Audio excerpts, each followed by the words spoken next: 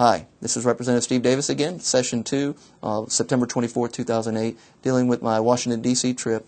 And this session is going to really focus on the AIG bailout and some of the problems that's involving the insurance. And one of the things that Commissioner Oxendine, as well as myself and Representative Rogers and Representative Golick, went up and met with them. We had the privilege of meeting with the new president of AIG, Ed Liddy. He came from Allstate, and he's taken over the reins at a very dangerous time for AIG. And a little background on AIG and what's going on. Everyone's familiar with the bailout and some of the problems that they're having.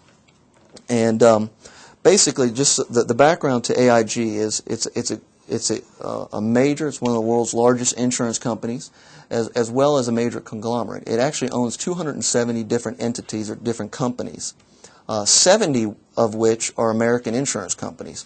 So if you have AIG insurance or have insurance through an AIG insurer, and what they would call an insurance operator, we wanted to make sure that we met with them and we talked about some of the issues going on right now and make sure that their policies are still valid and will take care of the constituents. And I am happy to inform you some of the problems and financial problems going on with AIG are stemming from the financial market and the financial side of the company. The insurance companies are all solvent, they're all profitable, they're all in good shape. So what that means to you and I is if you're in a car accident and you've got a claim, that your claim is going to be paid. They have money in their claim reserves and they are solvent and you will be taken care of. So you do not have to worry about that. Now, what comes in with is a financial market side of it. And some people will say that we should take the money from the insurance companies and dissolve them and pay off some of the debt from the financial side of it because they're all under one conglomerate. I just want to let you know that these companies operate independently of each other. And the last thing we want to do is hurt the individual even further by taking away money that would be there for their claim reserves, which we want to make absolutely sure that that doesn't happen. And I know some at the federal level want to federalize this issue like Secretary Henry Paulson would like to take those claim reserves and pay off the debt. However, with that, if you look on the financial side of it, where the financial problems are stemming from, a good analogy is to think about how this is happening.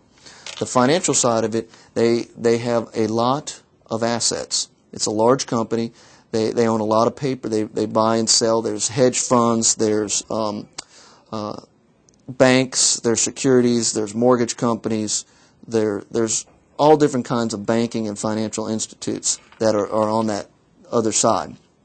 An analogy to what's going on with them and their liquidity issues is if you own 2,000 acres of land and you're a farmer in Georgia, and you're having financial problems and you can't pay your car note, it's sort of what's going on with AIG. They have this very wealth of assets, but they don't have the liquidity to pay their ongoing debt.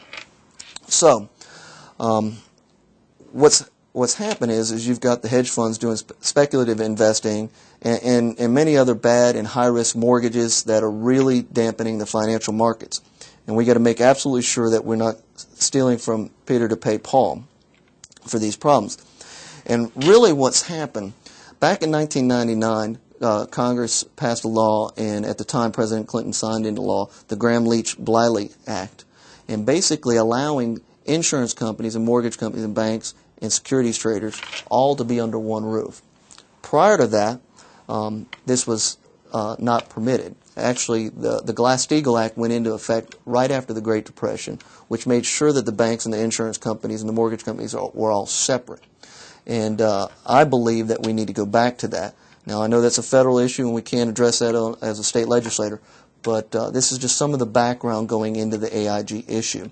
But at the end of the day, I want everyone in Henry County in the state of Georgia to know that if you have AIG insurance, the insurance is fine. And your claims will be paid, and you ought not worry about that. Now, if you're a day trader or if you've got investments in hedge funds, then you've got other issues that you need to address and you need to take care of quite quickly. So, with that, then I'm ending my session 2, and I'm going to go to session 3 with my financial bailout.